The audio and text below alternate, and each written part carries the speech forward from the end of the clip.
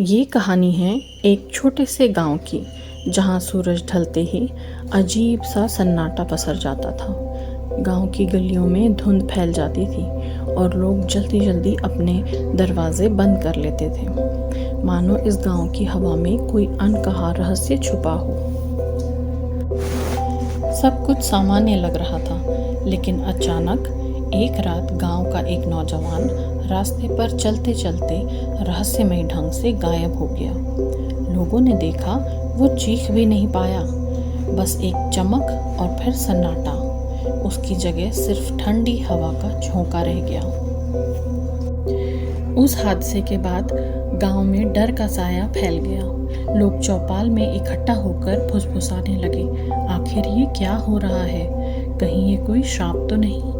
हर चेहरे पर सिर्फ डर और बेचैनी थी। गांव के किनारे एक बूढ़ा साधु रहता था।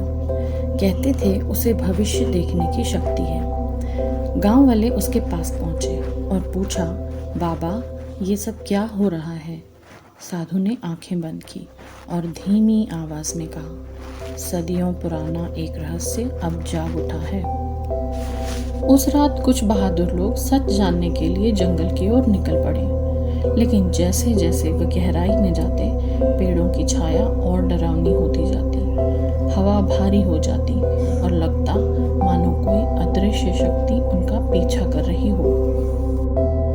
अचानक उनके सामने खड़ी एक औरत नीली हरी रोशनी में घिर गई। उसकी चीख हवा में गूंज रही थी और पलक झपकते ही वो गायब हो गई।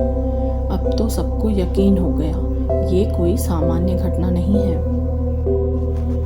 गांव अब पूरी तरह से वीरान होता जा रहा था। खाली घर, खुले दरवाजे, बुझी हुई लालटेनें, मानो हर दीवार कह रही हो, यहाँ कोई था लेकिन अब नहीं है। गांव का दिल धड़कना जैसे बंद हो चुका था।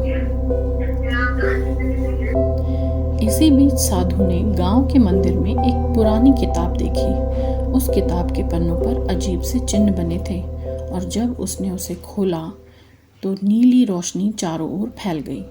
उसमें लिखा था, ये गांव एक प्राचीन श्राप का कैदी है। हर 100 साल में आत्माएं आकर अपने हक की बलि ले जाती हैं। और ठीक उसी क्षण गांव के बीचों बीच एक तेज रोशनी का गोला प्रकट हुआ।